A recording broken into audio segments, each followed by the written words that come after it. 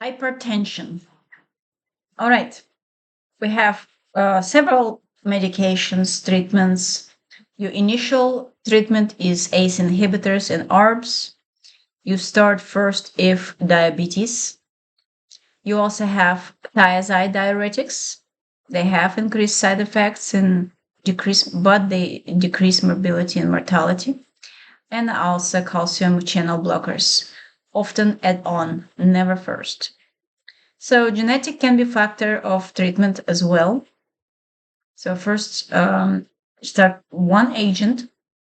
Um, if you have a stage one, that's a SBP 130 to 139, and DPP is 80 to 89. Stage two, if you have more than 140 over 90, and that when you start two agents. So ACE inhibitors and ARBs. Two things to know is to never give together and also never for the pregnancy. Both of them prevent vasoconstriction, prevent ADH, and prevent aldosterone. Let's talk about one thing at a time. ACE inhibitors, they all end with pril, lisinopril, benzapril, enalapril. Both of these all of this medication is milligrams per day. If initiate combo, like when you're switching from ACE to ARBs, then you have to wait 36 hours washout period.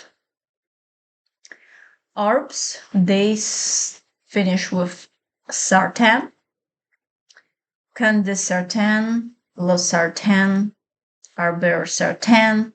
They also milligrams per day. So the main ones is olmesartan, losartan, and valsartan. With ACE inhibitors, the main ones are lisinopril and enalapril. So both of them can have angioedema, increased potassium, and low blood pressure. So with ACE inhibitors, side effect is dry cough. If you have a dry cough, you can switch to ARBs. However, there have been studies that like if it's angioedema with one, then with another one, you might have the same thing.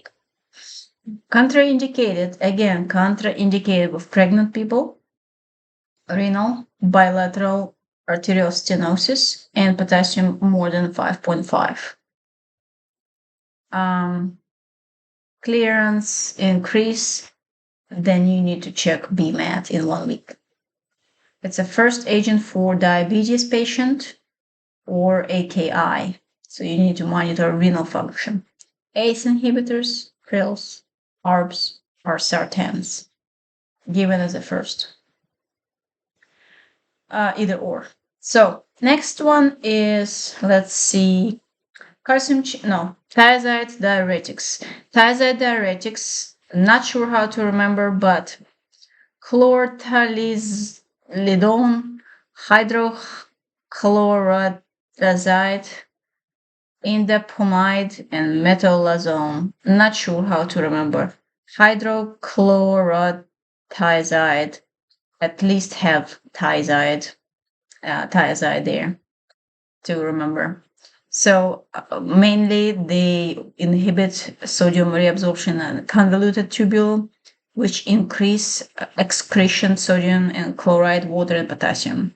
So side effects, decrease, of course, sodium, potassium, magnesium, and increase calcium and uric acid or glucose or cholesterol concentration.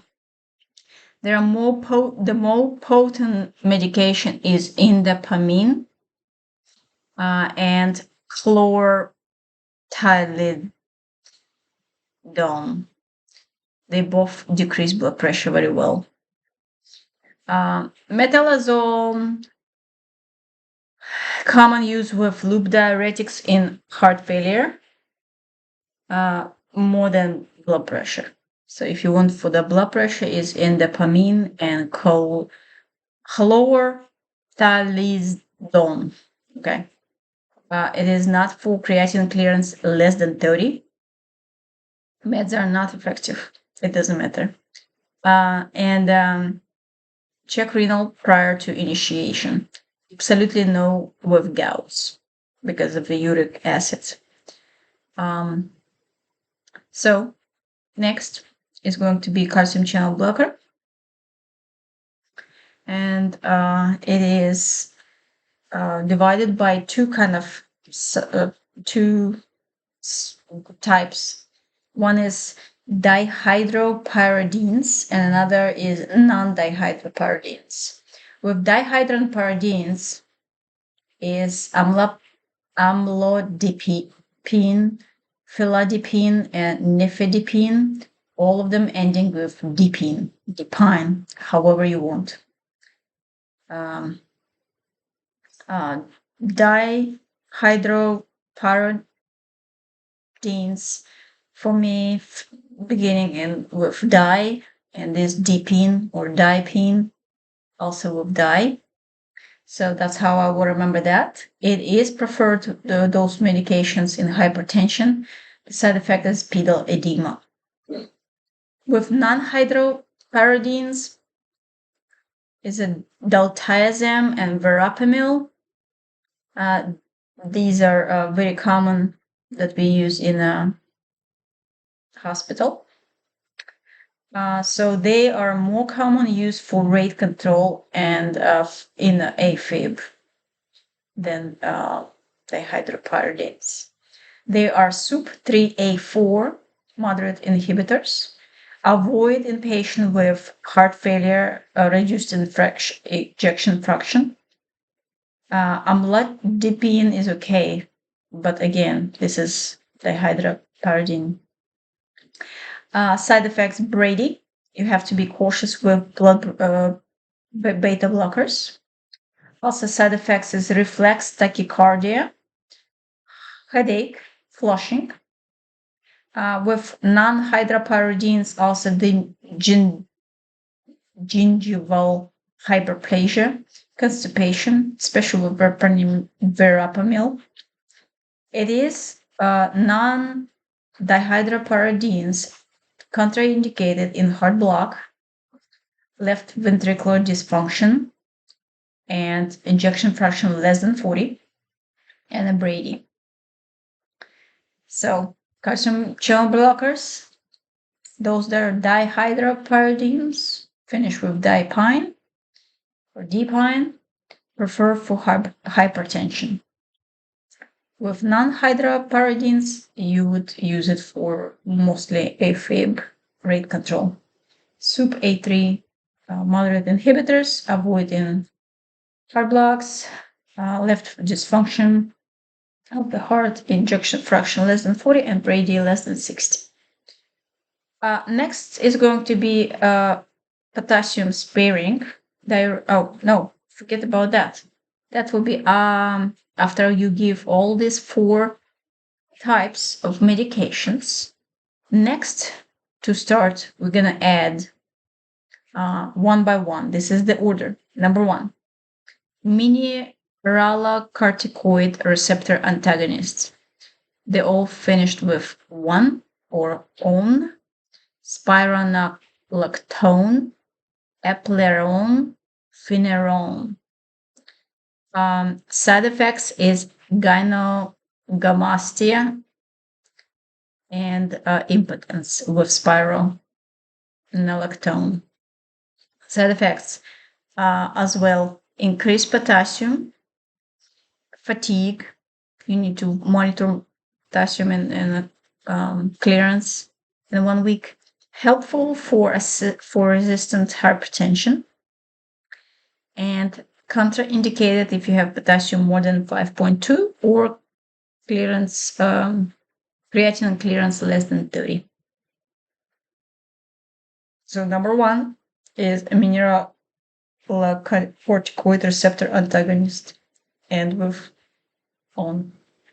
They work in distant tubule. Number two, beta blocker. They all finish with olol mostly. So metoprolol, carvedilol, labetalol. Metoprolol is selective and it's more safer for COPD or asthma, diabetes, or PVD. The higher dose, the less selectivity. Carvedilol and labetalol, the also alpha blocker, have properties which vasodilate and decrease blood pressure. So they're good for the blood pressure. Adverse reactions. Brady, monitor more than, monitor, so it will be more than 55. Rebound hypertension, orthostatic hypertension, fatigue, exercise, intolerance, nightmares, low sex, increase LDL and glucose. They mask signs of glucose being hypo. And usually when you have hypoglycemia, you have tremors, tachy, palpitation, and sweating. The beta blocker mask tremors, tachy, and palpitation, not sweating. And also they have adverse reaction as a bronchospasm if you have non-selective medications. Next, direct vasodilators. That's hydralazine or minoxidil. They decrease blood pressure. Hydralazine usually 2 to 4 times a day. And minoxidil is usually actually topical for hair, so we don't see much in a hospital for the growing hair. And they are not by mouth because side effect is pericarditis, pulmonary effusion, and hypertrichosis. So with hydralazine, direct vasodilator, adverse reactions are palpitation, flushing, headache, edema, tachycardia, because of the compensation, and sodium water retention may exacerbate angina. Hydralazine. Next is going to be 4 is central alpha 2 agonist, clonidine and methyl-dopa. They decrease sympathetic outflow and increase vagal tone, which decrease heart rate, decrease cardiac output, and total peripheral resistance.